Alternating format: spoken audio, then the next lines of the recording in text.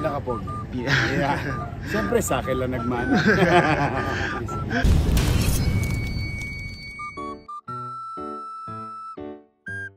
Po, sino ang pinakamaraming takes kapag nasa eksena? Si Joaquin. Veterano po kasi si Papa eh. Gamay na po. Hindi naman, siyempre bisan, ano lang yun, yung inserts, kailangan. But he's doing very okay. Hindi kasi ako stuntman eh. Sino naman po ang pinakamagaling magkabisa ng linya? Si Papa. Sino po ang pinakagalante pag nasa taping? Si Joaquin. Kasi wala ako masyadong baon pagka sa taping. Kung ano yung pagkain sa set, usually yun ay kinakain ko. Sino po ang pinakamaraming baong pagkain? Si Arnel. Si Arnel. So si Joaquin yun. Si Joaquin pa din. Ako wala. Pickups lang. Sino po ang pinakamabilis maiyak sa eksena? Si Joaquin actually. Nakikita ko. Mabilis Pero siya. totoo lang po. Parang feeling ko Papa you could do it better. Tingin ko pareho lang.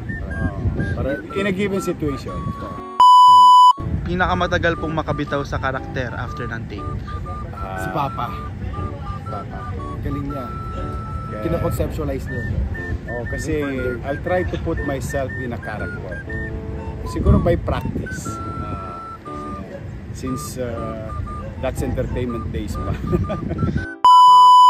Sino naman po ang pinakamabilis matawa during takes? Papa. Ako kasi minsan babagal ako sa jokes eh. English yung jokes. Masasayahin naman ako eh. Madali talaga akong mababaw ang tawa ko. Sino naman po ang pinakaantukin sa set? Ito, laging puyat to eh. Minsan pagdating ko sa set, tulog pa ako. Pinakamadaldal po sa set? Si Joaquin. Ako. Pinakang maingay sa standby area? Hindi naman, ako hindi. Ikaw hindi rin eh. Time. Kasi I always try to tell him to, when it's being set up by the director, so you observe from the outside so that you'll see how it's being choreographed.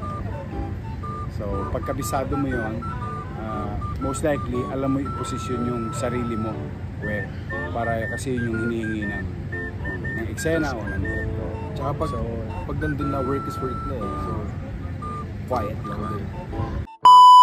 Lastly po, sino ang pinakamaaga at pinaka-late dumarating sa set? Ako pinakamaaga. Lagi pinakamaaga. Nalilate ako minsan. Kami naman, nung we were told and trained by Kuya Germs, sabi niya, if I remember it right, alam mo yung pag-aartista, binabayaran ka para maghintay. So, having said that, sabi niya, mabuti na ikaw ang naghihintay kaysa ikaw ang hinihintay. Anyway, you get paid naman, sabi niya. So, lumaki kaming ganon sa GMA7. That's entertainment. Na ganon yung orientation. But sometimes, may nangyayaring on the way, but generally, always come on time or early. Kahit 5 minutes late, hindi mo nalate si Papa. Hindi naman, nahihiya kasi ako sa co-actors, sa production, especially in the early days. Any delay, it costs money. Lalo na kung pelikula. Medyo madugo yun because people get paid daily. So pagka hindi mo natapos yung sequences, wala, yan. Most likely, you have another shoot. Gastos Gastos na yun.